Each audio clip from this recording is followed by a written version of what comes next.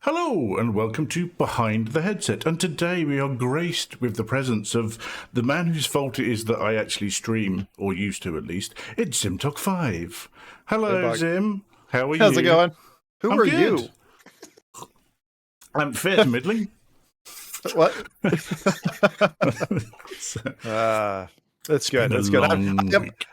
I'm curious. I'm curious about this because I've been a good boy and not spoiled myself, as I normally don't. Mhm. I'm a non-spoilers guy, but all I've seen is a couple of thumbnails, and that's it. That's it. I know Okay. nothing about this at all. Okay, so for people listening or watching, you should bear in mind we are actually recording this in November. Okay, and so we've already had 3 episodes have gone live so far. This one's probably not going to hit till like February because I've got so many lined up. Anyway, so what I could we're be going dead to by do? then, I or mean, you you could could be dead by then. I mean, it might happen on air now. Imagine the hits; it'd be amazing. So, all right, what we're going to do is we've got 3 sets of questions for you. First one is to get to know you as a person. Second one is to talk about VR and gaming, because that's where we know each other from. And the third one is a fun little questionnaire created by a French journalist called Bernard Pivot that was popularised on the TV show Inside the Actor Studio. But let's get straight into it with our first question for you, which, considering how well we know each other, might be a little difficult for you. So the first question for you All today right. is, tell me something about you that I don't know. Hmm. That is more challenging. It is, isn't Um, it? Hmm. That I'm just trying to think of all the different like shades in my life. Like what is something that you don't know? You probably heard the hospital stories. Hmm. Okay. Probably something I've never said is that so as Buck I think knows about me, is that I did the majority of my growing up in the Caribbean. So one of the memories I have from that period when I was 10 to 15 years old is being hurricane cleanup crew for like my local school. You'd go to school kind of in the bus and all that, but you're not going to school for school purposes. You're going to kind of clean up the whole campus. And so that was kind of a pretty regular event actually when I was like 12, 13, 14, 15, was going to school to basically clean the whole place up because hurricanes make a lot of mess. So that'd be it. I don't think I've ever told that to you before. No, you haven't told that to me before. I've not heard that. How often? So, how often did this happen? I mean, it could be a couple times a season because I grew up on St. Croix, part of the U.S. Virgin Islands, and so we would get. What happens is the air spins off of Africa and comes right across the Atlantic, and then normally sweeps across our island, hits Puerto Rico, then crawls up. It either goes towards the Gulf, or more likely, it kind of crawls up the east side of the U.S. And I'd say on average twice a year. Yeah, so it would happen Wow. quite a bit. And I've been in Cat 4 and Cat 5 hurricanes, and I think one other related quick memory is I remember having the worst back problem of my life when I was about 14 years old. I was lying on my front with a Nintendo 64 controller in hand, playing GoldenEye on the TV, as you did as a good kid. And my brother comes along and steps right on my spine, like right on the Ooh. back of it. And I don't know if he slipped a disc or what, but I was in like, oh my God, excruciating pain. And then we had a hurricane that landed that night, and I was up in bed or whatever, right? And we were in our houses, and our houses were like, they were designed for hurricanes up to 150 miles an hour. But this one was particularly nasty. I think it got to Cat 4, which is beyond the grade of the house and the roof. So the roofs were expected to maybe go. So we had to evacuate into a building. This is in like an oil refinery, plus all the homes of the staff. Basically, that's how it was organized. Bit weird, bit military, like a military camp. And we had, like, I remember my parents trying to hobble me into the car so I could get to the 400 mile per hour bunker, which was the headquarters of the company at the time. And I remember I just remember because we, evacuated at like 3 a.m., but I was in agony that whole time. And then we got there, and all the kids ran to the cafeteria and got ice cream, and I couldn't because I was laid up with my back fecked up. And yeah, I was a bit annoyed at my brother for that. Yeah, So I can understand that. Well, that leads quite nicely into the next question, actually, which is all right. when you were young, What did you want to be when you grew up? That's it's kind of a stock answer, which is weird because I usually don't give them, at least these days. But initially I was really infatuated with like aeronautics and stuff like that. So Mhm. astronaut, really wanted to be an astronaut. Okay. That matured like into ufologist, which I held on to for a lot of years. I was really, really interested in that field.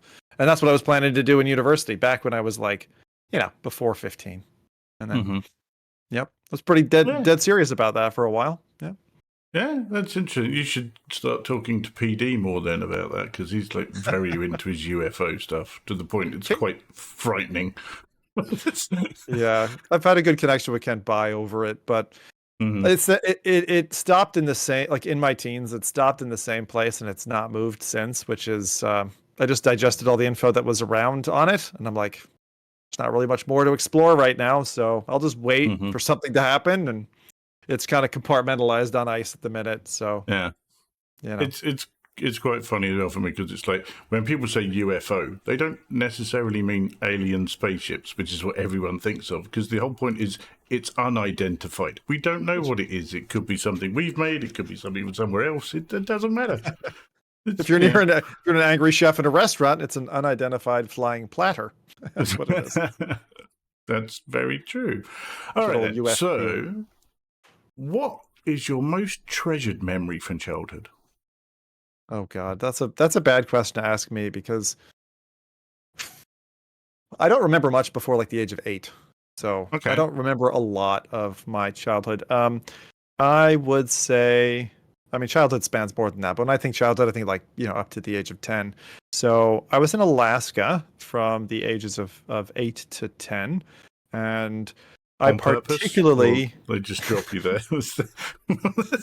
my dad was stationed up north in Prudhoe Bay. He was working for an oil company. And so I just remember really the snow there, and in Hmm. particular, we would ski a lot on the weekends. And my brother and I, who were taking kind of skiing classes at the same time, we separated from the pack of other kids in that we were going down different routes, and we knew not to take the Black Diamond, but we went, which is the like serious Yeah. course that as a kid you are told not to ever try, and it was really really heavily like powder snow that day, and we both went off the trail in a bad way, and we both went foop, foop, into heavy snow that went right up to like our shoulders, and with our skis underneath, we were stuck. Like we were just like dead stuck, and we're like, oh, and it's quite cold out, and as a kid, you're like, haha, you laugh it off for a minute, but then like 15 minutes later, we're furiously like trying to unbury ourselves. We were still stuck. So it was a little bit of a scary moment, but it was like a nice moment with my brother. So that's the first thing that dawns on me. But it was nice to kind of be in a tough situation. But Hmm. I've got one brother. He's younger than me by 2 years. So that was a nice memory. Because after that, after we buried ourselves out, got down the slope, hot cocoa in a like you imagine, like in those the American films, like hot cocoa in the lodge. It was nice. Yeah, Yeah, and then all your endorphins are kicking off as well because you've got out, your adrenaline's coming down, and that sort of stuff. So yeah, I can see why that would really elevate your mood at that point. All right, then. that's right. You are going to host a dinner party, and at this Oh dinner Jesus. party, you can invite any three people you want. They can be living, they can be dead, they are alive at the dinner party, they can be real, they can be fictional. Who are you inviting to your dinner party? Oh, Jesus, Lord Almighty. Well, when you say dinner party, given the lovely series of invitational horror films that I've digested on, in no small part thanks to all your recommendations, I'm going to twist this around and say it's going to be one of those types of dinner parties. So it's not going to be a Okay. nice dinner party. And who three do I want to bring along? Just trying to think here now. What would make a really fun rundown? I feel like you would go, hmm, I got to think on this one for a minute. Well, that's This is cool. You not. can This is think this about is one of this. those questions because like everyone wants to go for the obvious like old. You're like, oh, I'll take Gandhi and Hitler and You say that. Some of the answers that we've had have not been things I've expected at all. I think I would. So a dinner party where I'm going to torture my guests. Who would I bring? Oh get boy! me seat. Wait. This is real life, right? This isn't like a fever dream. This This is your dinner party. It can be whatever you want it to be. That's the thing about all of these questions. There are no right or wrong answers to any of them, and you may have noticed they're also kind of open to interpretation, which also tells us more about the guest who's answering. Yeah. That's why we've done it this way. So who are you torturing over some lovely food? It just seems like it would be super fun to, it would just be fun to do that. But I would take the lady from my first ever job, who she was pregnant at the time, so I'm imagining her pregnant now. This angry woman with short crop hair. She was the head of a garden center. Her name was Margaret. And hello, although if you're watching. She gave me I very much doubt that, but she gave me an under the table job in Ireland, and then set me up a rickety metal ladder which was breaking off while I was painting above me and had paint dripping in my eyes. Like, fucking hated the lady. So we're gonna torture her a little bit. And then it's funny because I don't really hold a grudge against many people, but I'm kind of going down my list in my head. Who else do I want to torture? There was that lad from the early VR days. Buck, you're going to have to help me. Do you remember? You had a big inroad with him early on. Yes, I do know who you mean. What was his name? The one with the kid. Arturo. Was it Arturo? Oh, something very much like that. I think it was Arturo. Yeah, I think it was something like that. So anyway, this guy, he was like super friendly. We DM back and forth, and until he wasn't. Until all of a sudden, Mr. Turncoat, and out come the knives. So he's going to be my second dinner guest, and then third, for a laugh, I'm going to bring Buck. That's fair enough. Do I also get tortured, or do I get to watch? No, you're getting tortured. You've seen enough. all these films, Buck. What happens at the end is it reminds me of do you know Vlad the Impaler, the story about him? Mm-hmm. So there was this. I'll just inform the audience then. So he was a torturer. If I'm remembering the right name with the right thing. So he designed this torture device, which I think was called the Bull, and the Bull had a belly chamber to it. And what would happen is you would open the chamber and load the prisoner or torture person inside. You'd close the door, and then you would light fire under this giant metal statue of a bull. Mm-hmm. I think it had some features like out the nostrils, like flames would shoot or something. Yeah. But the idea was that the screams of the person who was basically being burned and boiled alive inside was inside the bull. And the best part about it was, after designing such an evil device, the engineer who designed it got fed to it as the first victim. I thought that was just... Yeah. So I'm sorry, Buck, but you introduced me to horror films with invitational dinner parties. It seems only right that you are one of the guests. Let's give people a bit of a backstory on the horror film thing, because we've known each other a long time, and we talk about loads of stuff in there. And one of the things that you mentioned to me one day, we were talking about movies in general, and you said to me, "Yeah, I don't like horror films," and I said, "I don't think you're watching the right horror films." Yep. And you were like, "Meh, meh," and I was like, "Here's 5." That sounds exactly like the noise I would make. Yeah. I was like, here's 5. Go and watch those. Then come tell me what you think. And then it was just more. For years after. It's a sick addiction now that I just, when you get into proper like psychological horror, and even stuff that gets a little bit on the gruesome side, but generally not like, I would call it chop shop horror where limbs are flying everywhere. That stuff doesn't do it for me. Yeah. Well, honestly, the Saw series does. I like that stuff. I don't know why. It's like I will watch until I can't. And then the rest of it, I don't know. Like VR just opened me up to, that adrenaline of like fear. And now it's palpable. I just want more. And hell, I was watching a horror film yesterday. I can't remember. Oh, no. Yeah, it was It Follows. That's what I watched recently. It Follows is good. I like It Follows. The premise, and they don't spend extra time on the cuts at all. It's like, oh, here's a flash of a boat with 3 lads, and then that's it. And you have to infer what happens next. It's great. I love that part. Yeah, really nice concept for that film as well. Yeah, really. Yeah, so I'm just going to say a big thank you. And if anybody needs, honestly, any film recommendations, go to Buck. Ask in the comments or whatever, because you're honestly as close to a film buff that I have as a personal friend, and man, it's such a great service to have. Growing up, I had a good friend called Seth, and he was my music guru. And then I grew up here, and well, maybe, and then I got friends with Buck, and he's my film guru. So it's like a go down in history kind of role. Absolutely. Cool. Absolutely. No, I'm glad I managed to help you out with the world of film, and that's really good. We got a nice overlap. That like not everything you like I like, and not everything I like, and it's good. It works well. Very true, but I think I know when you won't like that, but I will, and vice versa. I think we figured that out pretty well. Yeah, I would do that. Yeah. All right then. What would you most like to change about yourself? Patience. Yeah, that's pretty it. I'm pretty impatient these days. It's a direct result of how little time I give myself for the 12 different responsibilities that I've laid on myself. And the this comes out in a number of places, but I could definitely be a more patient guy. So you do make a rod for your own back with a lot of the stuff that you decide to do. Yep. So yeah. Well, I'm I'm well aware. All right. How do you deal with criticism? Okay. Again, one of these open-ended questions. I'll take it as like, how do I process it?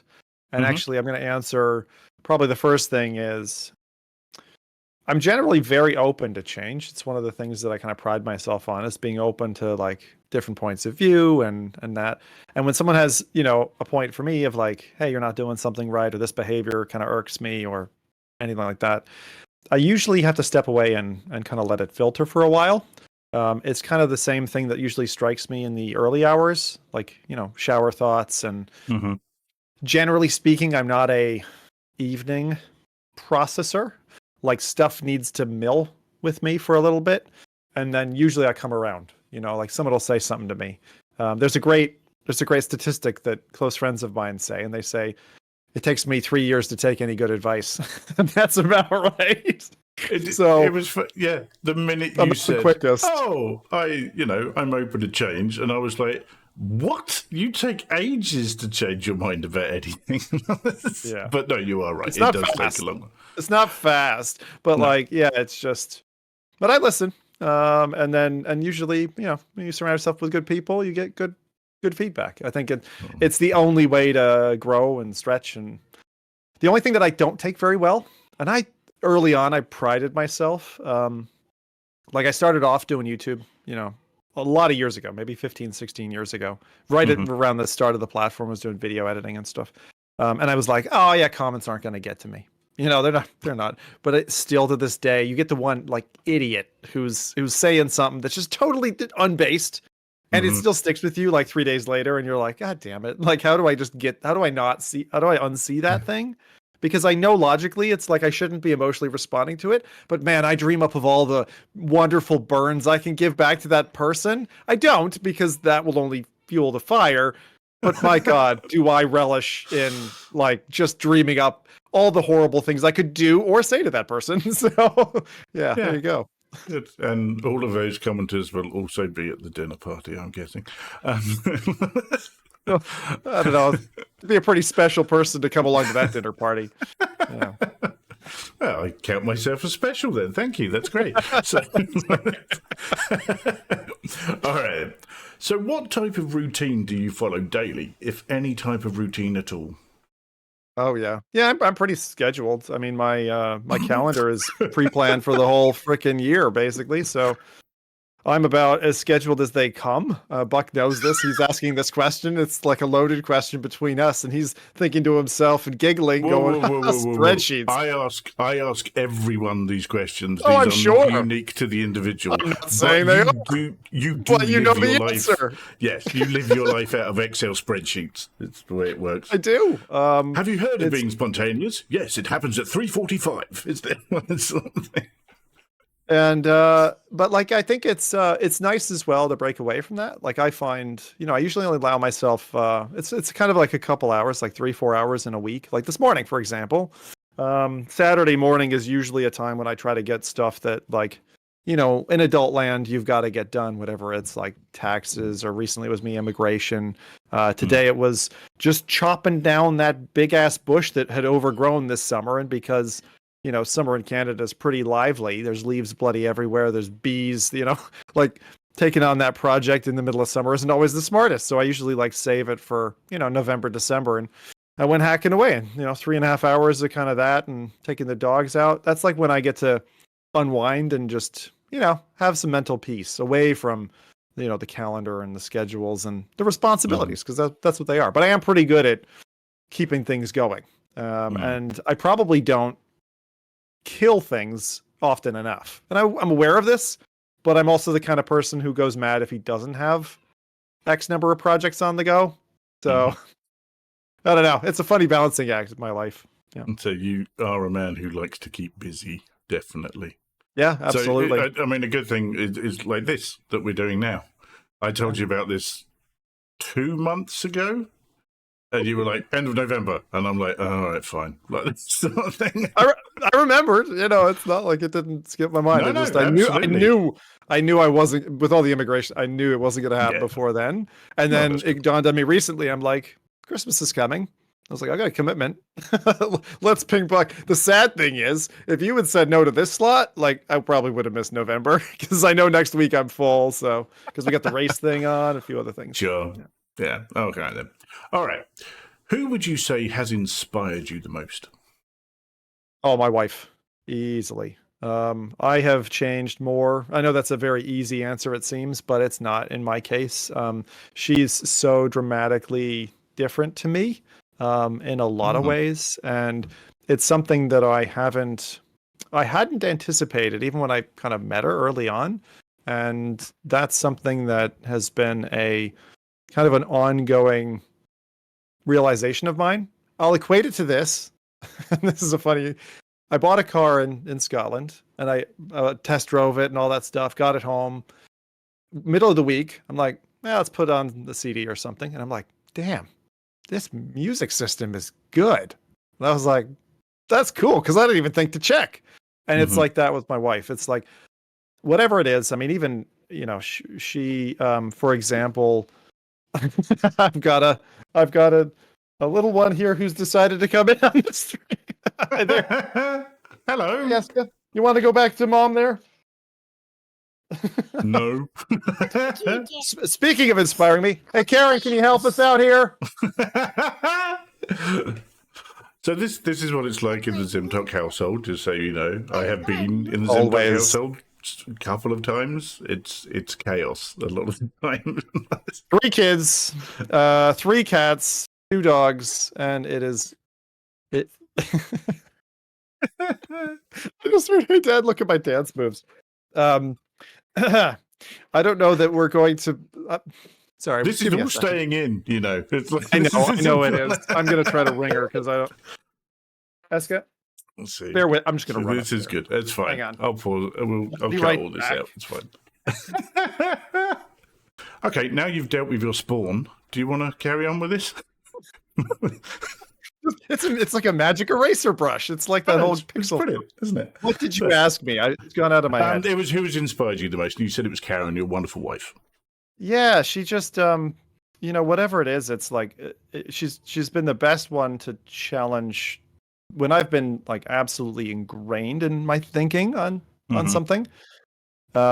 Just to have the kind of patience to kind of explain, and also an unwavering logic, that of a programmer. That's how she studied as well, but she's definitely got that mind, and she just knows how to, like, it's like someone unlocking the locks on a door, and when all the locks pop open and you're like, God damn it.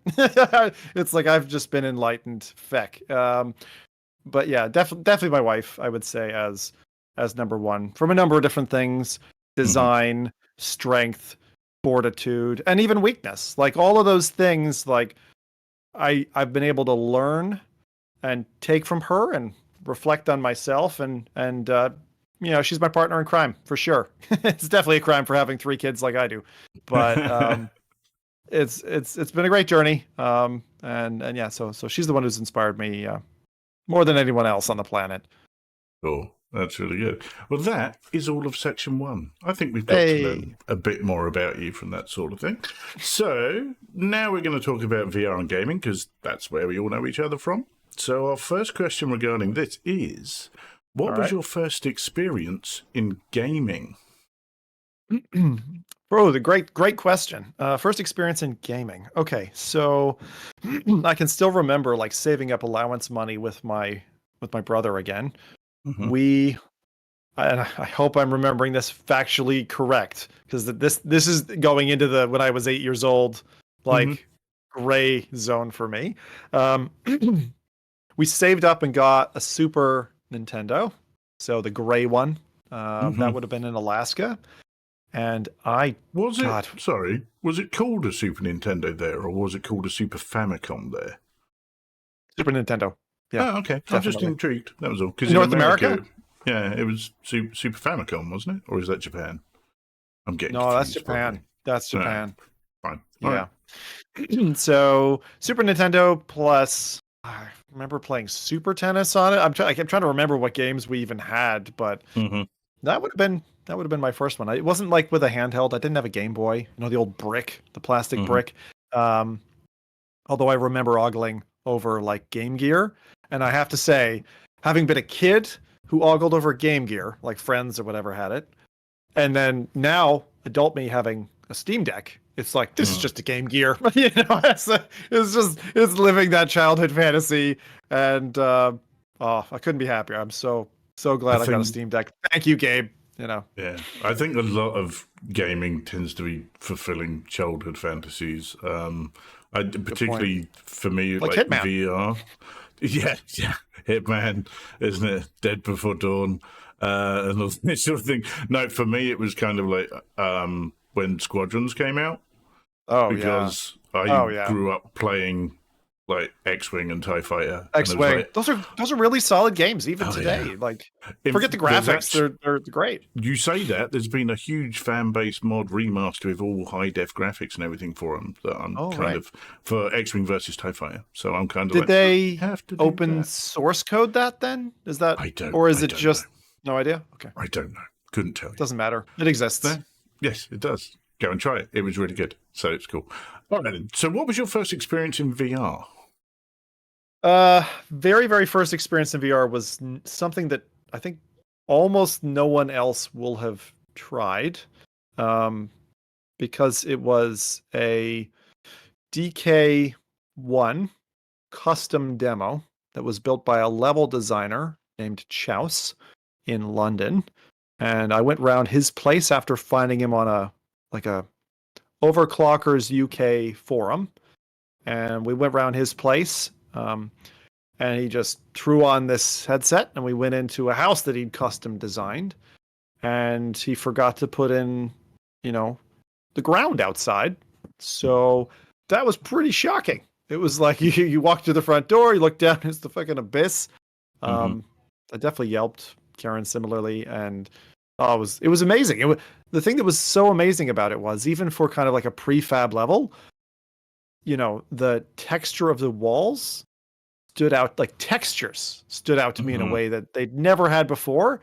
And it made me realize that I was about to fall into like a bucket of pain of like understanding, like caring what's around you and also falling into it. Like, the wall has a certain texture, or the ceiling and the railings, everything you cared about, that finer detail, even in the days when DK1 was not a very pretty looking headset, but it was something that I'd never experienced before in games. And the second I went in front of a mirror and a window, the Battlefield player in me jumped out and was like, I could just imagine like a grenade smashing through the window, dropping at my feet, and that whole kind of holodeck thing that we'd seen in Star Trek of like, I'm just going to jump on the ground, or just trying to get away from the grenade.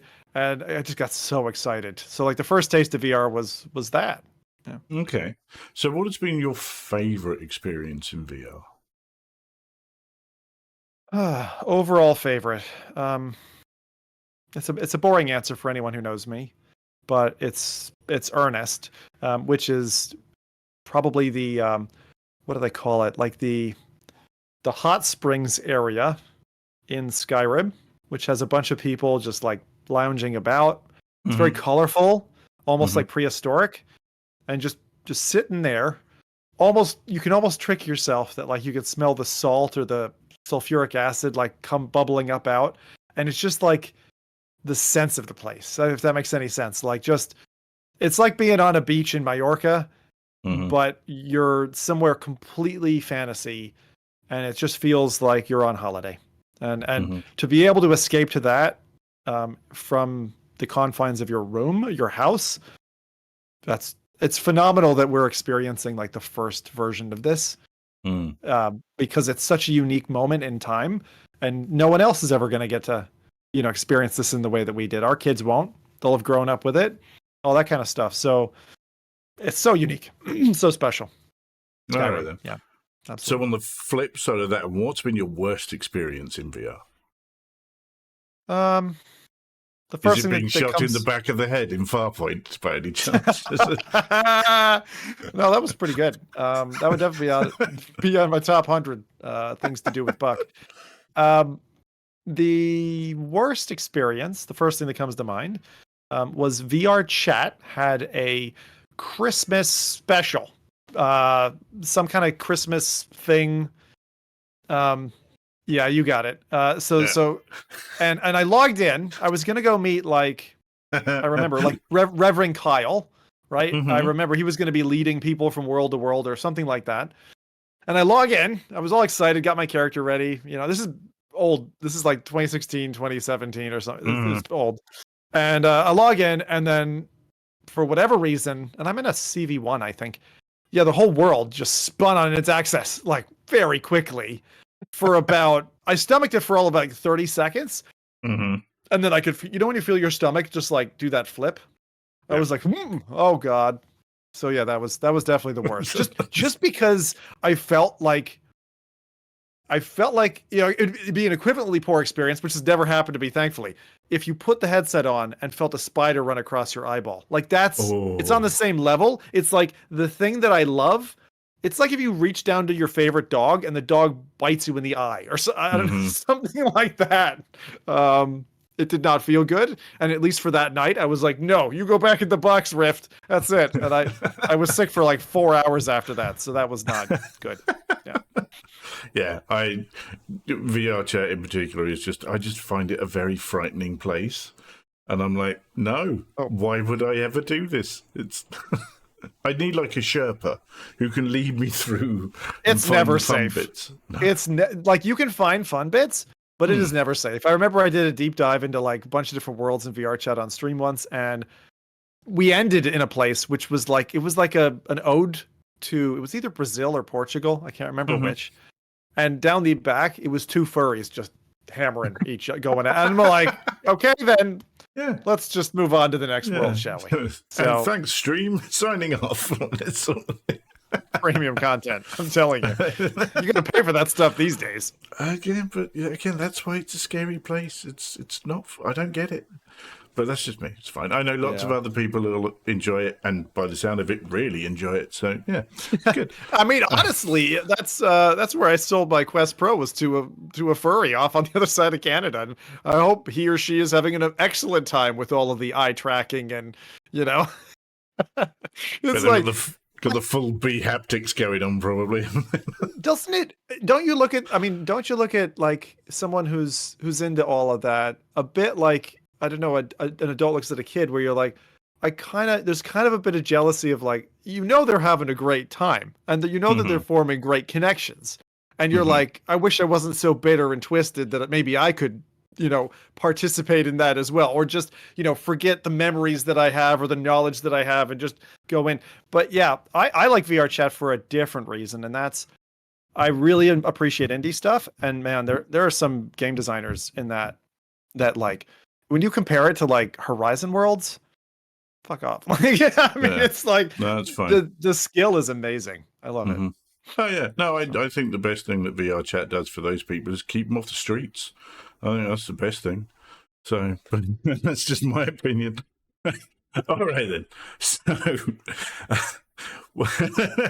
what do you think right now is the most beneficial? Oh, that's the wrong question. That's the one afterwards. So we'll ask that one in a minute. Sorry, I'm getting out of line. When you're trying a new game, whether it be a VR or a flat game, what instantly turns you on or off? So answer both or pick one. Up to you. Whatever. Your answers. Okay. What turns me on or off about a game? Instantly? Instantly, yeah. Graphical artifacts flickering in my face. So I've had it very seldom, but in the modding scene, it can happen. I remember it happening to be in DayZ when they were having loads of patches in their early years, and like you have literally like what the Sims call reticulating splines is what I've attached my brain to. Is you'll have triangles and trapezoids just like literally jabbing you in the face and doing that whole dance. So that's probably the first thing that I would say turns me off about a game. Turns on is pretty easy if it's, and sandbox is the wrong term, but if it's relatively open and allows horseplay and allows free range behavior, that's usually my kind of game. Like I think about the I Expect You to Die series where you're sitting at your desk, it's all tidy. But if you want, you can, torch a plant and shoot staples all over the place and knock everything over. Like I can't imagine a single VR environment left tidy. You know what I mean? But it's being able to do what you want to do in a game is very important to me. It's why I really appreciated the Grand Theft Auto series, even from like GTA 2, where you could just take a limousine and run down a bunch of nuns. I mean, who doesn't want to do that? The Pope, probably, but I would say the Pope does want to do that. He just doesn't give in to his evil cardinal sin. This show is in no way affiliated with the Catholic Church. The church. No one mistakes you for an angel, Buck. Don't worry. No, that's fine. Cool. All right then. So, what do you think right now is the most beneficial hardware or software advancement in VR? Most beneficial hardware or software advancement. Now, I haven't tried it myself, but I'm just going to say it based upon the name, which is the lying down mode. Both that Meta have let out, and I think a couple other headsets have this ability. The ability to basically not be vertical, but be in a horizontal position. People are going to assume what I'm going here. But for people in hospital, for people who don't have their faculties, as someone who used to be a hospital porter, the thing that disturbed me the most is like you see people whether at their end, really sick, and you're literally in prison. A hospital is just a prison. And for them to be able to have a VR device along with them, I think is one of the most like cool possible benefits of VR. In addition to the like white paper stuff that talks about Alzheimer's and that may be helping out there. Horizontal mode in VR headsets is the one that comes to me first. Yeah. All right. So what has been your proudest achievement during your VR journey? Oh, proudest achievement. Being able to share those first time experiences with my kids, definitely. Yeah. So the thing that comes out to me is playing BOGO, and my daughter Jade, who's now 10, but at the time she was 4 maybe. But her just like it was in the headset, and I didn't think about this in advance, right? And she's like, "Dad, help me out," and she wanted me to grab a fruit, from a tree. So I just lifted her up, and she grabbed. It just became this like father-daughter bond moment that now I've had with like 3 kids along the way, where you're like, I could not have had that experience where my kid's playing with like an alien space dog, and I'm helping them feed them, and yet the headset is tracking their motions, so they feel like they get lifted up by their father. It's like, it's just this amazing moment. So just that, I know it's really simple, but that's what stands out to me the most. Yeah. No, I remember watching that when you were streaming. I remember seeing that moment, and I know an awful lot of people have commented about that much further down the line when they've seen it as well, because of how much it affected them as well, and they could see how much it was affecting you and Jade as well at the same time. So yeah, it's really good.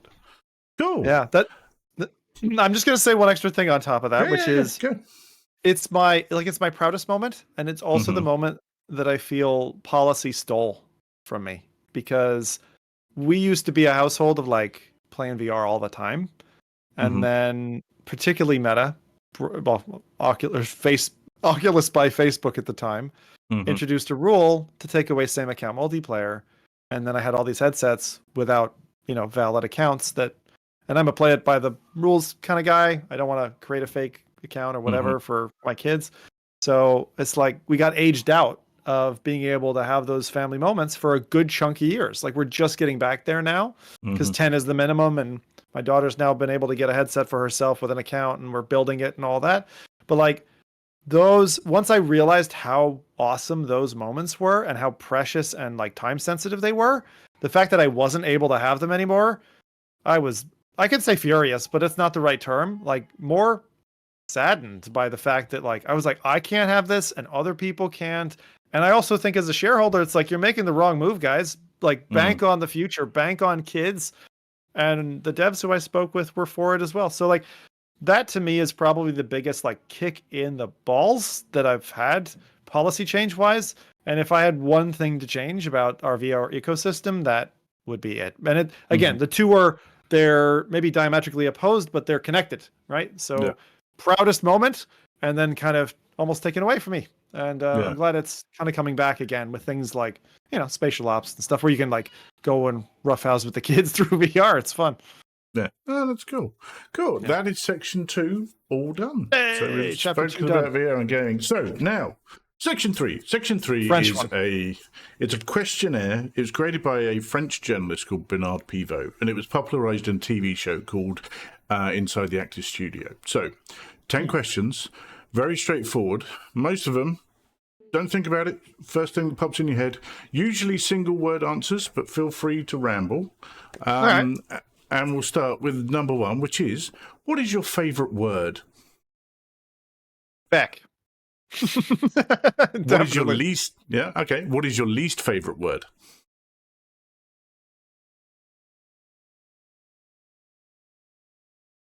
I don't know that I have one. Least favorite word. That's not a word. Damn it. Something popped into your head there. I saw it. Something popped in. What was it? Yeah, but it's not a word. No, I was thinking back to the early VR days of poison the well. I thought that was kind of a dumb term.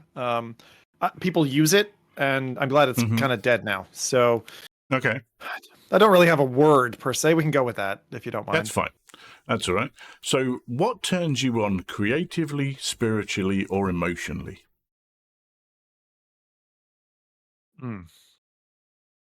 People giving people a chance.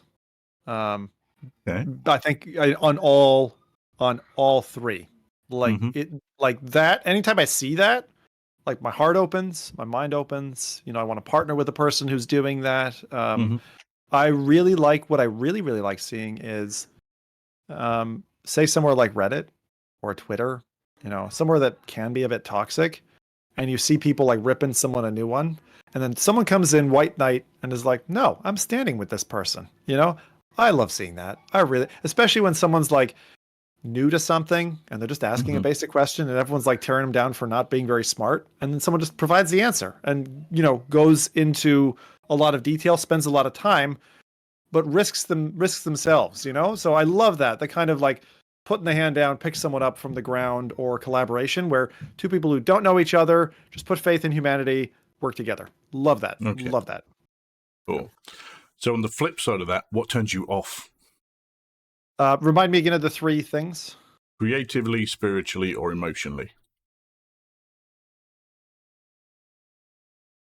Anything that smells like a lack of a genuine, just anything fake, facade, falseness, that sort of thing. Absolutely. Okay, cool. What is your favorite curse word? Feck. That's fair enough. What sound or noise do you love?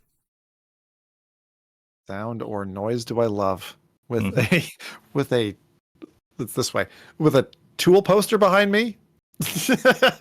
Anything off any of their albums. So Okay. I'm gonna go with What that. sound? All right then. What sound or noise do you hate?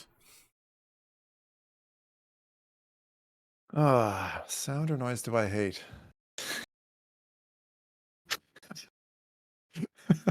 The sound of footsteps down the stairs when I'm trying to do a recording. And we get a lot of those. All right then. Yeah. What profession other than your own would you like to attempt? Profession other than my own. That's a good question. I like that question. What profession would I like to attempt? Jesus. That's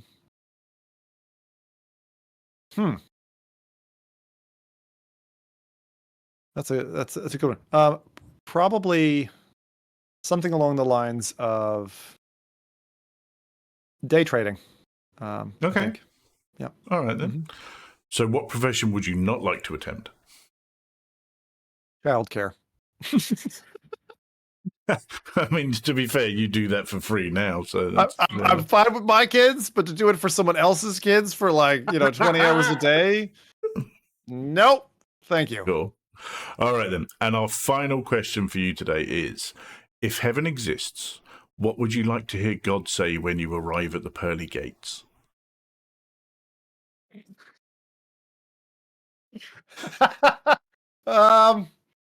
What would I like him to say? Him or her, I would say. I don't say that. I said, what would you like to hear God say? I don't say whether it's a man or a woman. Oh, okay.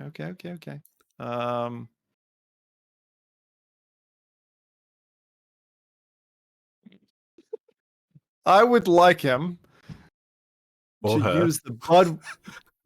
Damn it! You just fucking knifed me with my own one. God damn it, Buck.